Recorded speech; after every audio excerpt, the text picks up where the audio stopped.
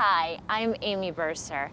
Like most Americans, my family background is quite diverse. My surname was originally Bersorsky, which is Russian, but my ancestors came here from all over the world, including Austria and Puerto Rico, and many of them came through the immigration station here at Ellis Island.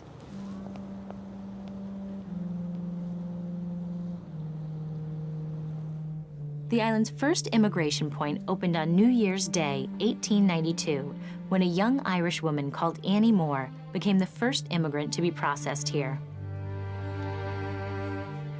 From 1892 to 1954, 12 million people passed through here, and today an estimated 40% of America's population can trace their ancestry to this tiny island in New York Harbor.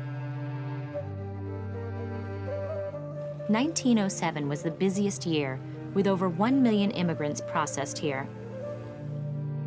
The largest number came from Italy, but there were many from Poland, Germany, Hungary, and Scandinavia too.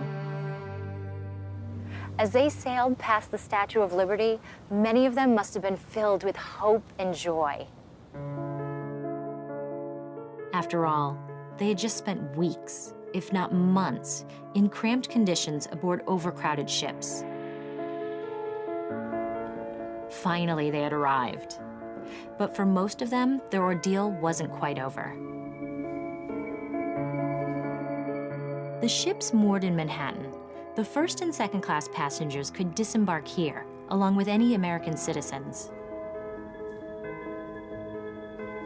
But passengers in steerage, the poorest on the ship, all of whom were immigrants, were ferried over to this building for further inspection.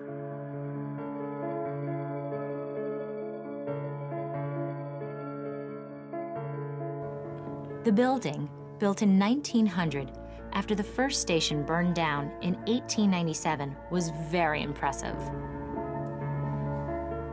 It had a large dining hall and kitchen, dormitories with 600 beds, a hospital, and a roof garden with a play area for children.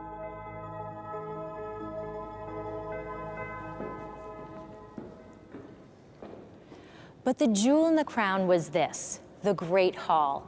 With its 60-foot vaulted ceiling, it resembles an old-fashioned ballroom. But from 1900 to 1924, this was the registry room. Each day it was filled with new arrivals. On some days, 5,000 people waited here. The noise was deafening and the atmosphere chaotic. Dozens of languages filled the air as each person fearfully awaited a series of citizenship tests.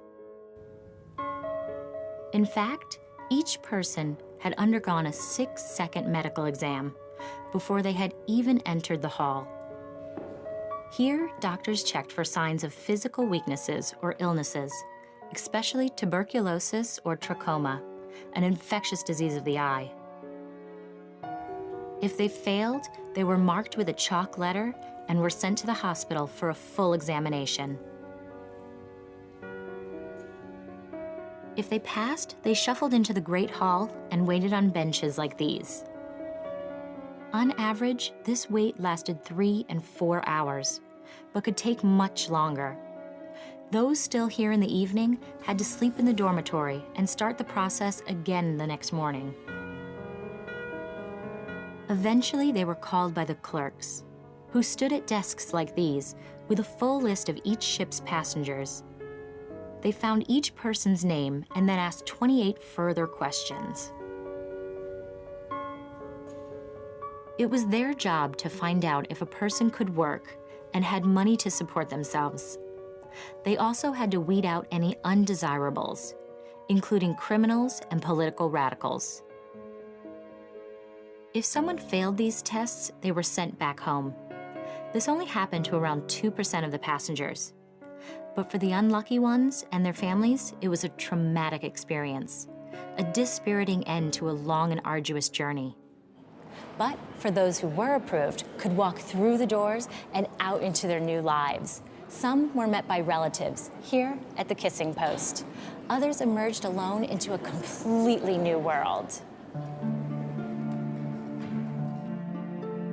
Around a third stayed in the New York area, while the rest scattered across the country.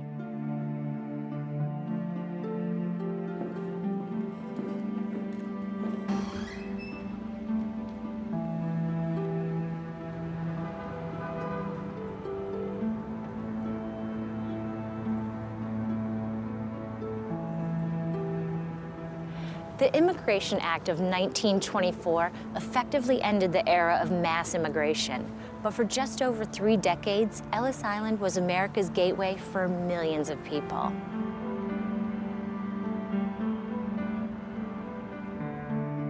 Some became authors, like science fiction writer Isaac Asimov, who came here from Russia.